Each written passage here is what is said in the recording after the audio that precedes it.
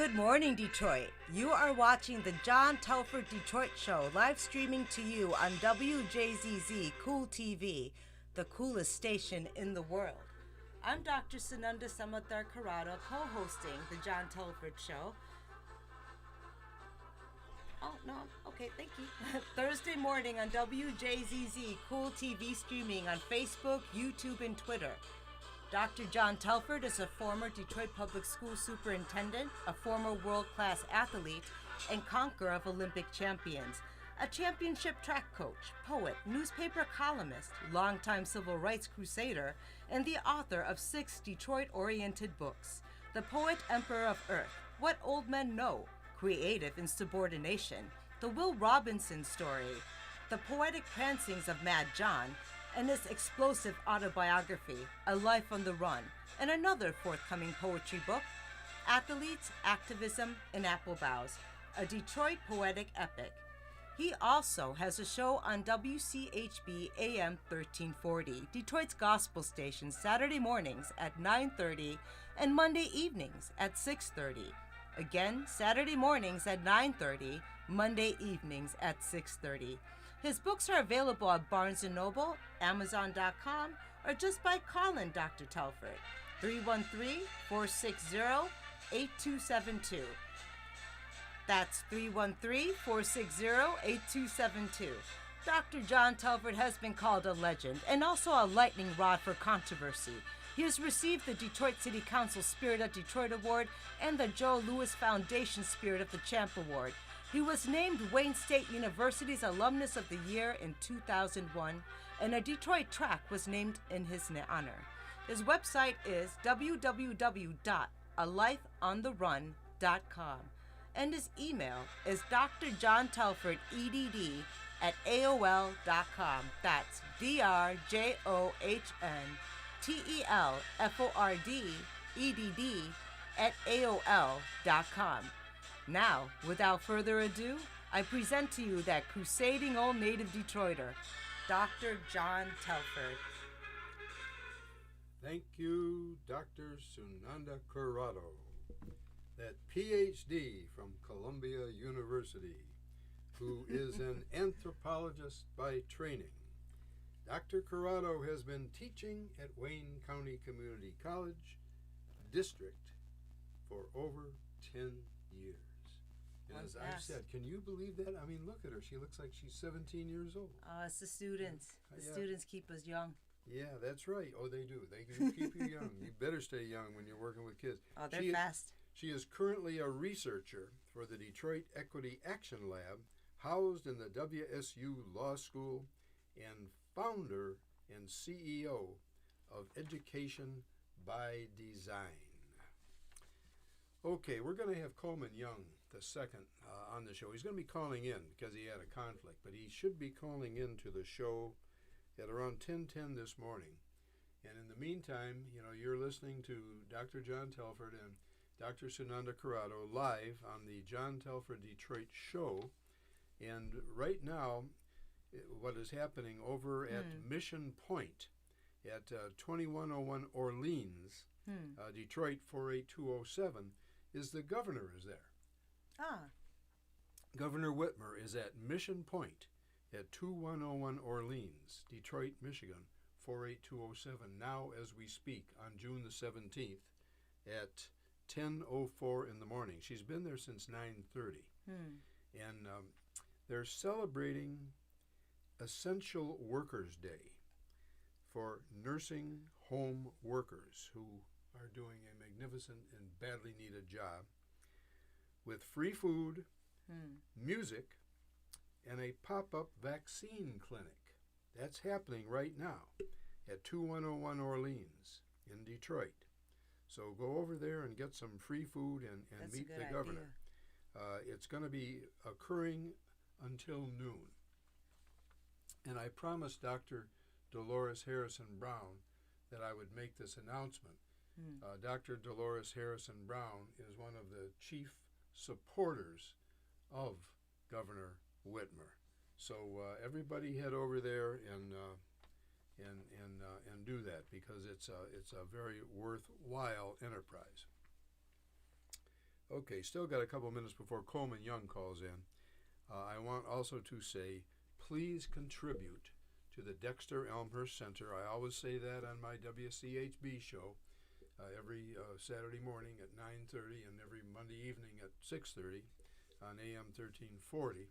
And I'm saying it here on WJZZ. Contribute to the Dexter Elmhurst Center, that wonderful program that Helen Moore has been running over there and trying to keep open during the corona. She's trying to keep it open during the corona. And Dexter Elmhurst is really a cultural jewel of Detroit. It is indeed. And we want to keep it in the hands of Helen and in the hands of the community. We don't want the city to take it back, for some nefarious purpose. We want Helen to keep that center open for the community. Dexter Elmhurst Center at 11825 Dexter Avenue. So send your checks to 11825 Dexter Avenue to the Dexter Elmhurst Center at 11825 Dexter Avenue, Detroit, Michigan 48206. Dexter, Michigan 48206. And when you do, send your contributions in memoriam to my late wife Adrian, whom we lost on the 7th of January of this year. A tragic loss to me and to her family and friends. So send, if you would, a contribution in Adrian's name to the Dexter Elmhurst Center. Okay. And to inquire about sponsorships and advertising or any way of advocating for Black-owned media platforms such as WJZC and the WJZC family, if you like our program, please contact us. Go to WJZZ Cool TV Official at gmail.com. And don't be afraid to become part of this family. Absolutely. And Coleman Young is going to be calling into the show momentarily, and I'm going to be interviewing him because he's running for city council at large. So I guess a little background to Coleman Young Jr. perhaps is that he was a former state senator, right, of Michigan. He was a former state senator. He was a mayoral candidate against Mayor Duggan, the last mayor's race. And he also ran for Conyers' office, right? After he retired. Yeah. So he's been doing a lot. He's been in the community a lot. I know when he was at the state level, he dealt with appropriations, insurance, and issues of local government. I know I like to ask a lot of questions about insurance in Detroit, particularly. Yeah, well, that's a good question. But he also played football in college. I did not know. Yeah, isn't that funny? He played football in college before he transferred back to Wayne State. Where did he go to college? Oh, Azusa Pacific University, and then after Azusa Pacific University, he transferred back to our Wayne State. But he not only did football, he also learned some pastoring. And then after he graduated from Wayne State, he became an intern at the Detroit City Council. He learned some pastoring. Yeah, isn't that cool? Maybe he can hook up with Kwame. Kwame is doing some pastoring now because he's found God. Kwame has found God. Yeah, I actually went to the church on a Sunday, and it was a riveting service. It was beautiful music, truly, truly talented, and an amazing crowd that gathered to offer him a lot of support. Oh, he's going to get a lot of support. I actually supported his release, and so did Sam Riddle. I mean, we both were saying, hey, free Kwame, free Kwame. I mean, 28 years? That was draconian. I mean, there are murderers that didn't do 28 years. There was a lot of community support. The Detroit Police volunteered security. I think DPSCD was represented. There's a lot to be happening at Little Rock. Please watch Little Rock into the future. It's going to be a maelstrom of activity, perhaps even bringing a lot more young people in than we've been doing lately. Yeah, well, maybe Kwame has found his niche finally. His niche wasn't politics. He was too young and too unready, and unfortunately, it didn't work out. He could have been another Barack Obama if he'd played his cards right, but he did not do so. So Coleman Young should be calling in right this moment as we speak. And if he hasn't called in, perhaps I'll take my usual shot at former president.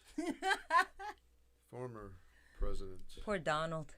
Yeah, the Donald. I'll take The Donald. He's become a verbal pinata, I believe. Well, he's been my pinata on WCHB, for a couple of years. I get folks calling in, from Oakland County and Macomb County saying, why are you tearing down our president? Well, I'm tearing down our president because he wasn't my president. He was... anyway, I wrote a poem about him called Uncivil Warfare.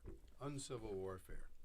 And Coleman, you're going to have to wait till I do this poem if you're going to call in, because I want to do this poem now. It's a short poem. Uncivil Warfare. I wrote it on the 6th of January. That was a day that has lived and will always live in this country in infamy. It's a day that is living in infamy.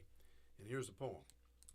On this evil and fatal occasion of the Capitol building invasion, the traitor Trump's collusion demands his execution. And I Is that metaphoric? Well, no. I am not a proponent of capital punishment, but I never have been because too many times, the wrong people get executed. But in Trump's case, I submit that he is the right people. He is the right person. He belongs in the gas chamber, as far as I'm concerned, for the insurrection that he caused in the Capitol building and for all the lies that this man has told that is causing all the trouble that we're dealing with now in this country and in this world, thanks to that buffoon. Okay, another poem, because we still haven't heard from Coleman Young. He's now 2 minutes late calling in. And we got plenty of material for you folks. Well, I wish I had a little more. I was counting on Coleman. I was going to give him some time, but here's another poem. Don't be a dummy who hesitated. Hasten to get yourself vaccinated. We need immunity in our community. We need immunity in our community. I agree. Okay, let me do another one. Let's see. What have I got here? This is called the world famous fight of the century. The world famous fight of the century, because the anniversary of that fight is coming up, June the 22nd, 1938. June the 22nd, 1938. Never before. Now this is a poem that I call a pip, a poem in prose. So this one doesn't rhyme. Never before had so many black voices been so silent as they were in this one suspended moment in time. Men, women, and children huddled anxiously around the family Philco. Its kinetic crackle could be heard from house to ramshackle house, all along eerily empty 16th Street, the street where I happen to grow up. All around eerily empty 16th Street. The one... You got a Colin. Oh, has Coleman called in? I'm not Hello? sure. Hello, Good Coleman? morning. Coleman? Hey, how you doing? Coleman, I'm doing just great. Let me finish this poem, and then we're going to interview you, because you called in just a little late. So I'm going to finish a poem and just stay on the line. Good morning. Morning. Anyway, all along, the title of the poem is "A World Famous Fight of the Century," and it's the anniversary of that fight is coming up, June the 22nd. It was a Louis Schmeling fight. Yeah. The one single sound from 12th to 16th Street, south of McGraw, was the staccato twang of announcer Clem McCarthy. The brown bomber circles Schmeling, seeking an opening. A few short minutes later came Clem's excited proclamation. Winner and still champion. Then pandemonium. On this steamy summer night, these men, these women, and their frenzied little offspring poured out onto the pavement in a massive, fluid, flowing jumble of joy. Delirious youngsters, beat and banged on washtubs, pans, and garbage cans. Car horns blared throughout Old Black Bottom and across Paradise Valley, from Old Hastings Street, down Gratiot Avenue, and all the way past Woodward. My Nazi hater father got falling down drunk, celebrating. I was only 2.5 years old, but I can clearly recall that momentous occasion when Detroit's 24-year-old world heavyweight champion scored a first-round KO of the incidentally non-Nazi Max Schmeling, June the 22nd, 1938, and it was called the Fight of the Century. The Fight of the Century. You know, we have relatives that are still living who are relatives of Coleman. You know, Tom Barrow, you know, running for mayor again. The perennial mayoral candidate is a nephew of Coleman. I mean, of Joe Lewis's. And so, good morning. You are watching the John Telford Show, coming to you live streaming on Wjzz Cool TV, the coolest station in the world. Please watch us via Facebook, YouTube, Twitter. Like, follow, comment, share, and subscribe to us. And today we have the pleasure and honor of interviewing Coleman Young Jr. in his at-large bid for City Council of Detroit. And I support Coleman Young Jr. In his at-large bid for City Council of Detroit. I am a voting Detroiter, and this is a man who tells the truth. You know, Chris Hedges, I don't know if any of you know of the author Chris Hedges. He's heck yeah. I'm a fan of his, but New school. he wrote, quote, you know Chris, okay, he wrote a society that prohibits the capacity to speak in truth extinguishes the capacity to live for justice. And Coleman Young Jr., Coleman Young II, is a man whom I have always known to speak the truth. I've had him on my other show, you know, WCHB, and we're having him today. So, Coleman, welcome to the John Telford Detroit Show. Hey, thank you for having me, Mr. Telford. Always a pleasure. Well, it's a pleasure to have you, Coleman, and you're going to have to speak up a little bit because you're talking on a phone somewhere. But can you hear me? Yeah. Yes. Oh, that's much better. That's Okay. much better. Yeah. I just want to ask you some questions because your candidacy, in my view, is essential. You are an essential candidate, and it is essential that you be elected to the council, because we need someone with your honesty, your experience, and your skills.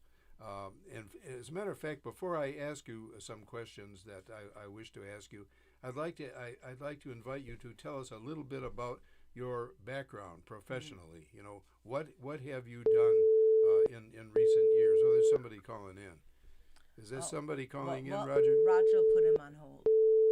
Roger, would you put that person on hold? I just want to talk to Coleman. Mr. Young, can you hear us?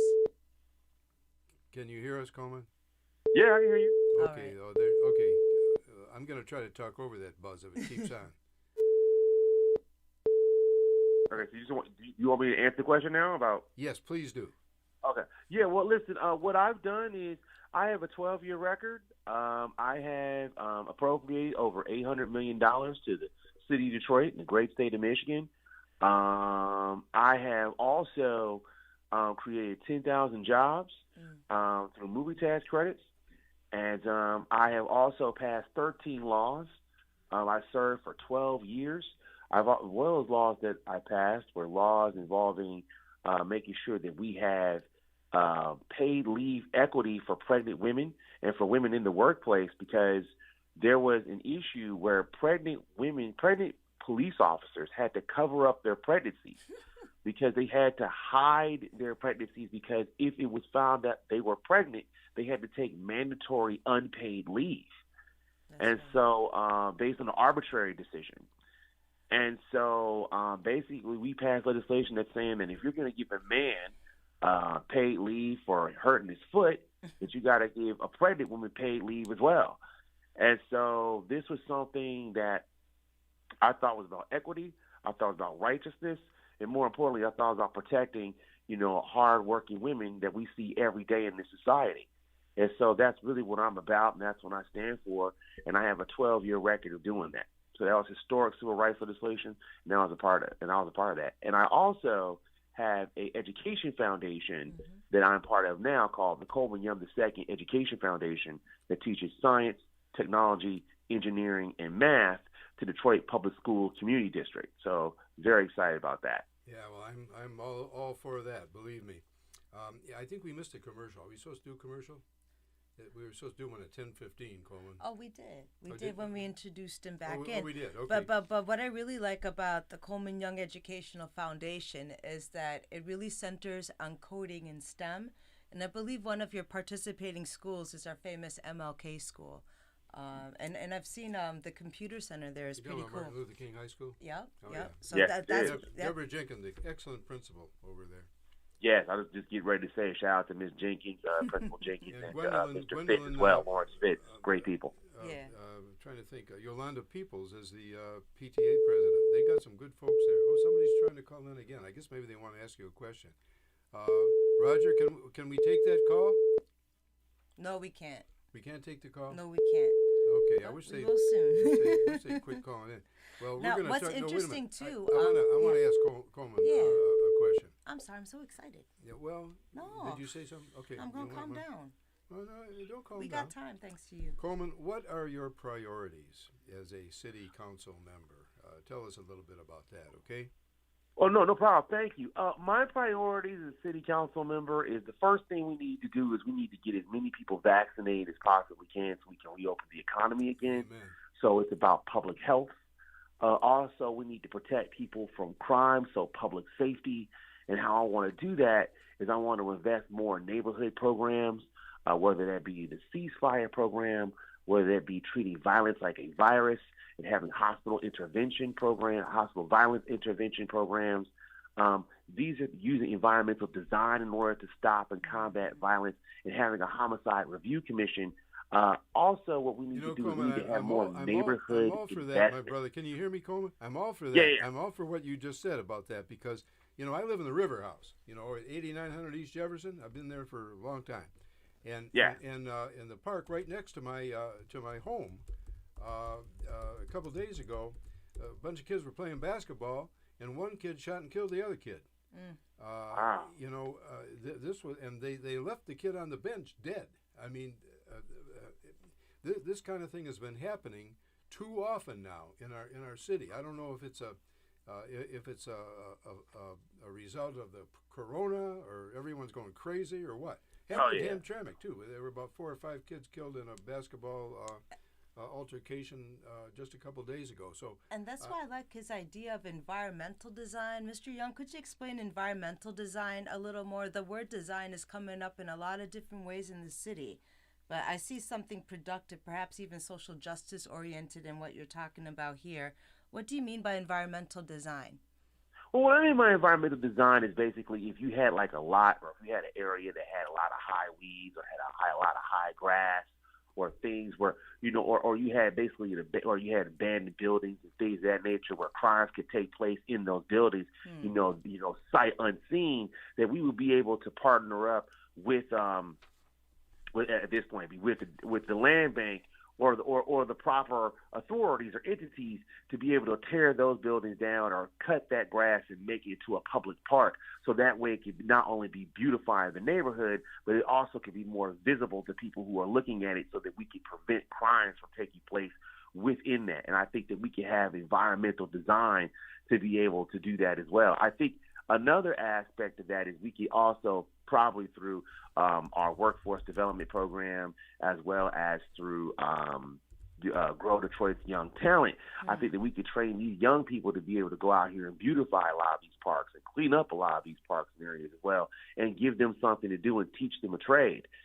So I think that's something that I want to do through environmental design is using the environmental design, whether that be, building bioswales, whether that be, I don't want to say they would build this, but permeable concrete, or whether they would just be a part of wetlands or whatever the case may be.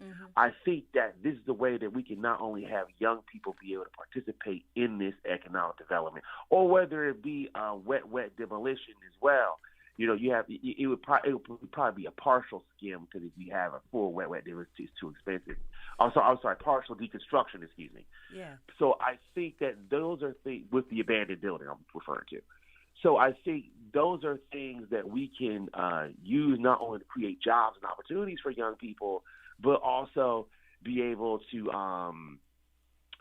give them a job and a skill as well. But to go back to the Telford's point, absolutely. I think part of why we're having the issues that we're having with violence right now is because we've been isolated from each other for over a year, because we've been on lockdown for over a year dealing with combating this deadly virus. And now that vaccines are available, I think it's just about getting them to as many people as we possibly can. I think that's why we got to also partner with the Community Health Corps and fully fund it, so that we can go door to door and have these campaigns, as well as go on an education campaign right now about letting people know where vaccines are. I think SEIU is having something right now at Mission Point, if I'm not mistaken. Yes. So I think that's something right. that we should be doing, just in terms of letting people know about shout out to the Purple Ocean, letting them know about vaccines and getting as many people vaccinated as possibly can, so we can get back to normal again. I think that, along with having them participate in economic development, will reduce crime. And I think it's a shame that people around the world can't get vaccines, but as a state, Michigan, we've been so proactive, and yet we're throwing away the most wasted vaccines of any state. I think it's important that citizens come out and do what they need to do for each other. I agree, and if I could just say something really quickly as well, just to add to that, I also think that if we're going to have a mass vaccination site at Ford Field, I think that it's good that we can have people who are in the region who could come down and use those vaccines. I just think that for the Detroiters, 70% of them that live in the city and work outside of it have to take 2-3 bus transfers and not more to get to their job and back. If they want to get vaccinated in the suburbs, there should be sites available for them to do that as well. We just need some reciprocity, and right now I haven't seen that. I love that you brought that topic up, reciprocity beyond the lines of city and county. I really respect that. Yeah.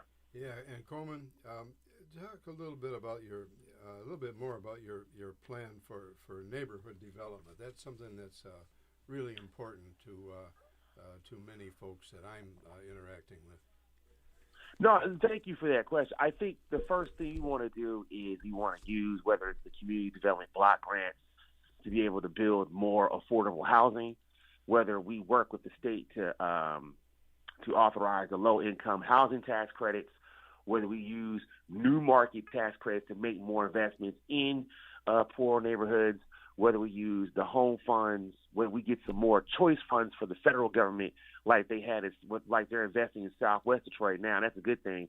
We want to continue to use those investments. We also want to make sure that we in terms of our zero interest loan package, that I think that we continue to do that, for our rehab and ready program. But I just think that we need to make sure that we have deferred loans, so that we're not charging people for things that they can't pay for yet, and so we can keep it as affordable as possible. I think that's something that's very important. I also think that what we need to do is use more neighborhood opportunity funds as well, in terms of beautifying the neighborhoods, in terms of providing the services that we need in the neighborhoods, whether that be beautification of streetscapes, whether that be, building, walkways, whether it be reforming our parks and things of that nature, whether it be using the proposal in funds to not just to demolish abandoned homes, but also to give people money to stay in their homes. I think that's something that's absolutely critical, as well as educating people about the weatherization programs that are available to them, so they can weatherize their homes as well, and then and then talk to them about the programs, the rehab and ready program I talked about earlier, the zero interest loan program I talked about earlier, in order to either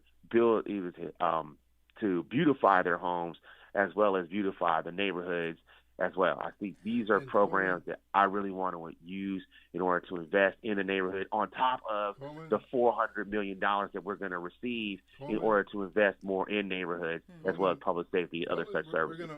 I want to talk more about that right after this commercial. We do commercials every 15 minutes on this show. We We gotta Just do to a remind commercial, you but where you're just at. Hang in there, because No we're problem. going to We talk gotta Gotta pay the remind bill. people where they're at. So, good morning, Detroit. You are watching the John Telford Detroit Show, live streaming to you on WJZZ Cool TV, the coolest station in the world. Watch us via Facebook, YouTube, and Twitter. Like, follow, comment, share, and subscribe. And if you'd like to advocate for programs and Black-owned media platforms, please inquire about sponsorship or advertising at WJZZCoolTVOfficial@gmail.com. And we are here interviewing Coleman Young Jr., running at large for a bid for Detroit City Council. And I personally support Coleman for that post. I think it's very important that we have him on there. And Coleman, before the commercial, we were talking about your plan for neighborhood development. Would you continue with that, but telling us a little bit more about that, if you would? No, I think I think it's a good thing. I think what we're doing, and I also just wanted to say, I think that it's imperative that we also invest in small businesses as well. Okay. Whether it be targeted business development, which is a program that I think that hasn't happened since my father was in office. I think that we need to partner up. I knew your father. I'm an old guy. I'm 85 years old. He followed my running career, and most of the time, years later, we agreed about some things and disagreed about others. But during the days of my running, he was very supportive, and I always appreciated that. You know, he threw a huge conference in the 80s. You might remember this. He threw a huge conference in the 80s about abandoned houses, crime, and children getting attacked and raped on the way to school. So he's always been really open and really aggressive about solving problems in the community. And I'm thankful that you're taking up youth and safety as one of your main ideas for your campaign. Amen. Thank you. So anyway, okay, talk a little bit about your plan for people who lost their homes due to over-assessed taxes. That's a lot of single mother households. You got that right. That's too many single. You know, Detroit might have the most single women owning property in the world, which is why I find it so interesting that this happened to us here so hard. So could you speak to that, Coleman? Yeah. Okay. No. Yeah, I think. First of all, I think and that speak closer, speak louder, a little bit louder. We're losing you a little bit. Yeah, here we go. Can you hear me now? Okay. Yeah. So I think what I want to do first of all is I think there was a program by Rocket Finance that is going to appropriate over $500 million. I think it's him in the Gilbert Community Fund that's going to appropriate $500 million to the city of Detroit. And I think that's the first money that we should use in order to pay back the people who lost their homes due to overtaxation. I think that's something that's critical, the first thing we should do. But we're also going to have to reach out to our nonprofit communities, to our philanthropic communities as well, to our private partners as well, because there's an extra $100 million of people who basically that we owe, we have that people who lost their houses. It was $600 million of overtaxation overall. So we're going to have to make up that extra $100 million gap. And so that's the first thing I think we should do. The second thing I think we should do is we should also encourage people to let them know about the poverty tax exemption, and not only the poverty tax exemption, but also the if you qualify for the poverty tax exemption, you also qualify for the Wayne County Pays program, which basically says if you owe property taxes beyond 10% of the value of your house, then they will wipe out those costs, and you only have to pay 10% of the value of your house. That's only fair. That's only fair. Huh? That's just logical. That's fair. That's what should happen. Why would that not happen? I mean, it absolutely ought to happen. Takes a matter of paper and signatures, right? That's right. And you know, another thing, and I've been meaning to thank you, for accepting my invitation to go to the UCAC meeting. The United Communities Action Coalition. That you attended on May the 28th. That was very good. It was good to meet your mother there too, Ann Ivory Calvert, and I'm very happy to know that you support the the objectives and the goals of UCAC, because I know you've got a plan for public safety in the neighborhoods, and we've got to make sure that public safety is for everyone. And there have been too many instances when police, not so much in this city, I got to hasten to say that our police department has been pretty good, but we've got Warren, and we've got Livonia, and I can name some other communities that have not been too good to particularly to black and brown folks, and I'm very happy to see you supporting UCAC. And I was glad that you became a member, and I hope that you can be involved with our organization that's headed up by Michael Doc Holbrook and Dr. Harrison Brown. Absolutely. I got a question kind of related to housing affordability and people losing homes and trying to get them back. I noticed also in your career when you were working in the state senate, you were also on the committee for insurance. And I know this question is kind of on the wayside. Maybe we can get back to it later. But isn't insurance like a staggering obstacle for affordability for working families in Detroit? Yes, it is. Now, there were reforms that were passed in 2019. So I would encourage people to shop around. And there's coverages that you can buy now. So before, it was like you had to accept unlimited coverage for your auto insurance. I don't want to get too much in the weeds here, for your auto insurance reform. But now it's like you can buy certain coverages. So if you buy, like $50,000 worth of coverage or $100,000 worth of coverage or whatever your financial budget allows you, you will be able to pay less premiums. And the premium numbers are capped to a certain percentage, up to a certain number of years. So I think that there are some reforms that have passed in 2019. Yeah. I think one of the issues that people had was the fact that the issue of redlining, and what I mean by that is that you can use territorial rating based on your zip code. Yeah. That has been banned. You can't. There was a time when you could judge people's rates based on their sex and based on their credit. That has been banned.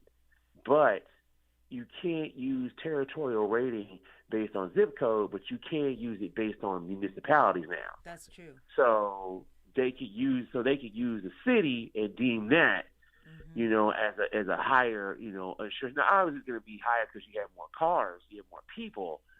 But I think it's just the ability that the insurance companies can be able to rate certain things based on other factors outside of your driving record, I think is the major issue in terms of auto insurance reform.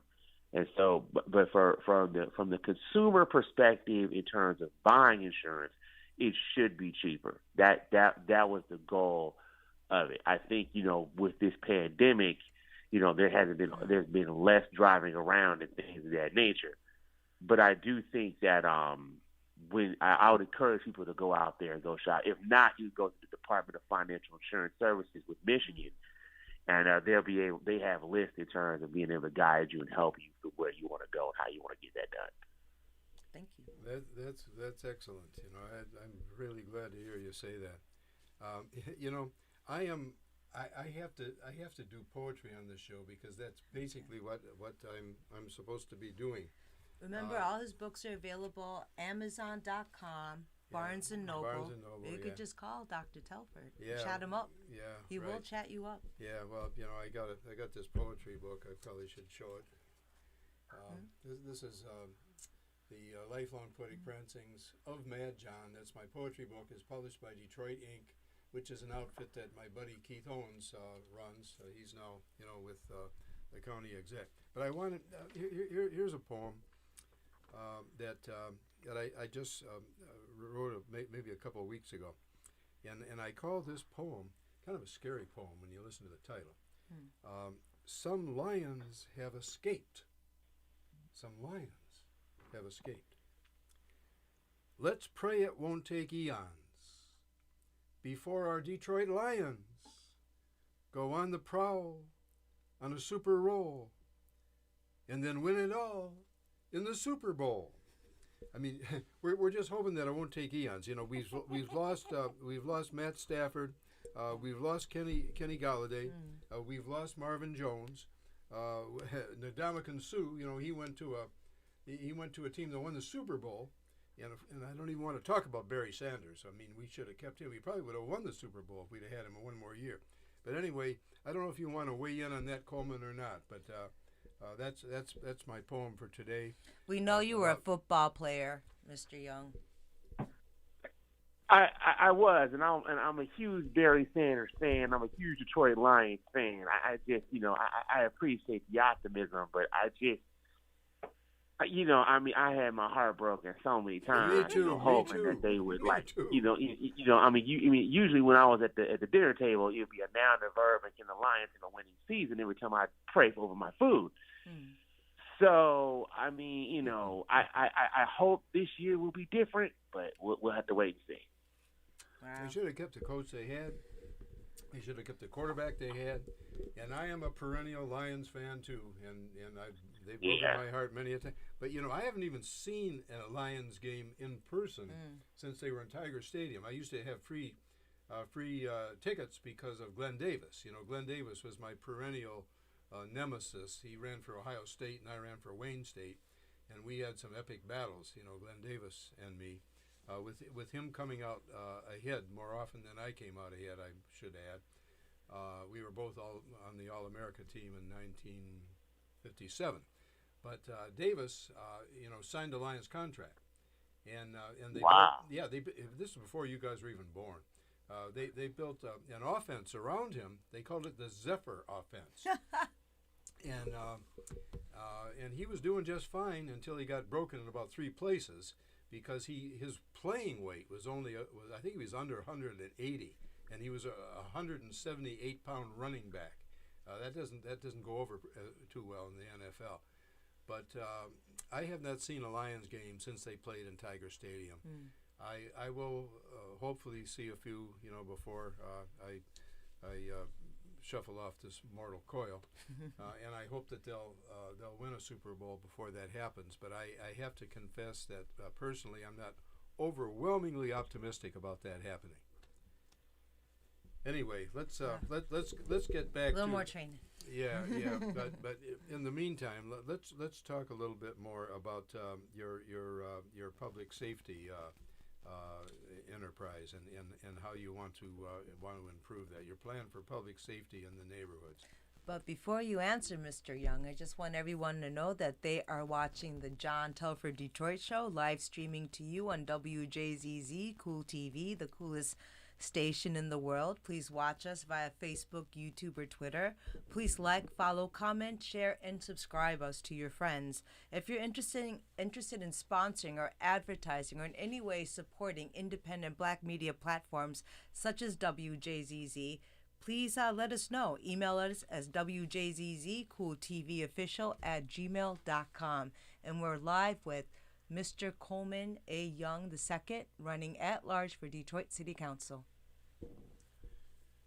Anyway, Coleman, talk about public safety. Talk about what you're going to do as a council member. Well, for public safety, we are working with my colleagues in the administration and with the Board of Police Commissioners. I want to make sure that we do a couple things. One, I want to make sure that we invest more in violence prevention programs, like I said earlier, treating violence like a virus. We want to make sure that we invest more in hospital violence intervention programs, because when a person is shot, they are 50% more likely to be a perpetrator of a shooting when they get out of the hospital. Right. So we want to have social services that are there with the hospital prepared for them.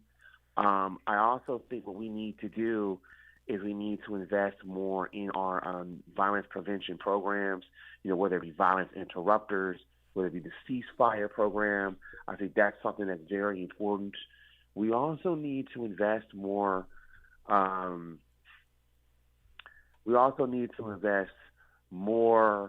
In terms of partnerships with our mental health agencies as well. I know we have one right now with Detroit Wayne County Health integration network, which basically is a partnership where we're having more psychiatrists, more psychologists, more mental health workers, more social workers that are going to be deployed. Yes, we need that. We need social workers. We need clinical psychologists. These kids have been really traumatized during this corona thing. I don't think people realize the extent that they have been traumatized. So I'm really glad to hear that is a plank of your platform. And how are for we public safety? And how are we encouraging residency for our social workers and for our police officers and teachers who work in the city?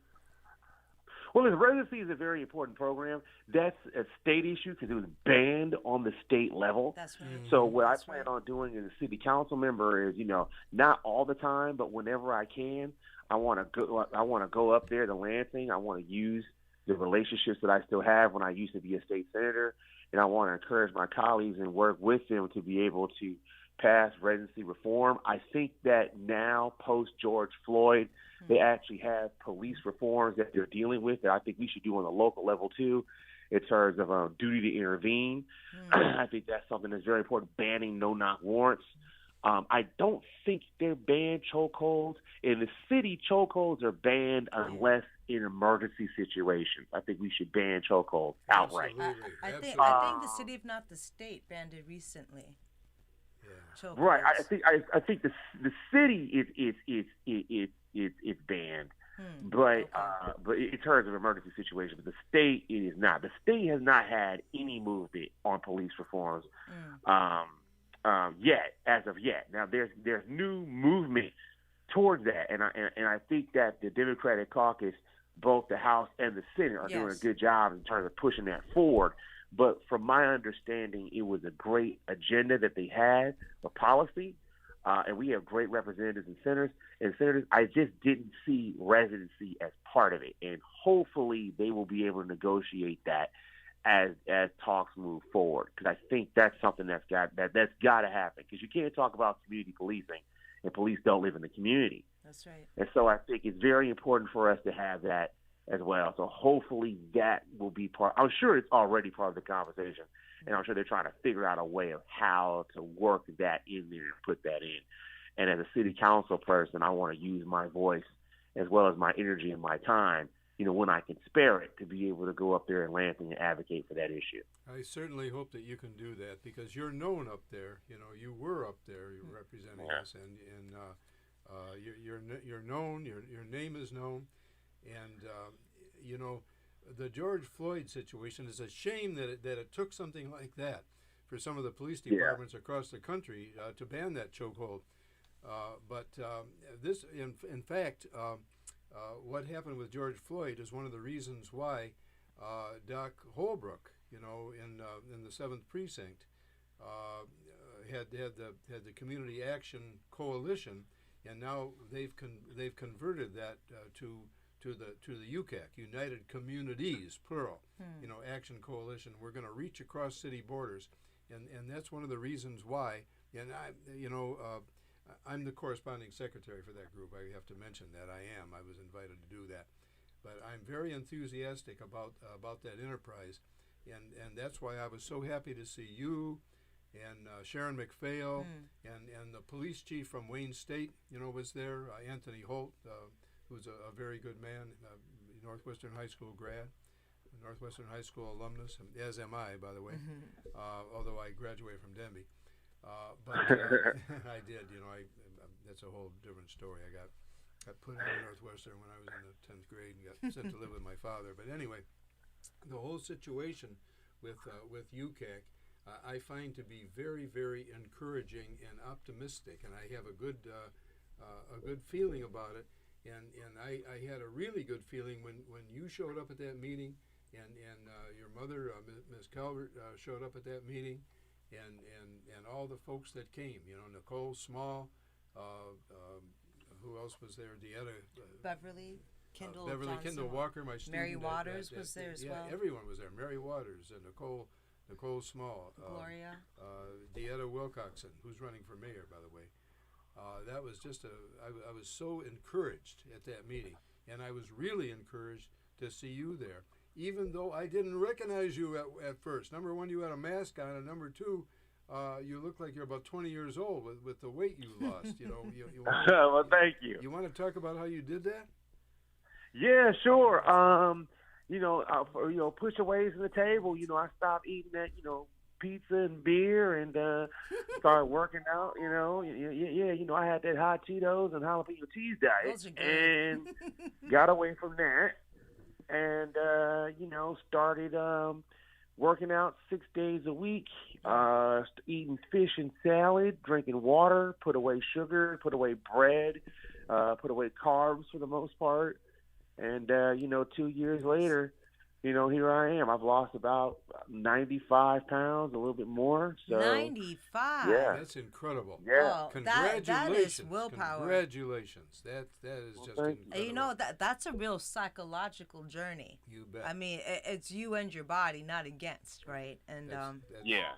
yeah. That is great. That is So that's great. amazing. And Coleman, we're running out of time. I think we've only got a couple minutes left. So I just want to wish you the very best of luck in this campaign. We would like to see you come on the show again in person, maybe on a Thursday morning. We'll set that up. And Could you give us a website for your campaign that our audience can refer to, maybe? Absolutely. You could go to, if you want to email me, you can email me at Coleman Young, the number 4, Detroit, Coleman Young, the number 4 at gmail.com. My website is, you can just go to Coleman Young the Second, Detroit City Council. It's Coleman Young the Second, Detroit City Council. It's right on there. You can go online for that. That's where I'm at. And let me give you my number real quick. Hold on for just a minute. Yes. do it quick, my brother. Yeah, I'm gonna make it quick. Okay. I'm gonna make it super quick here.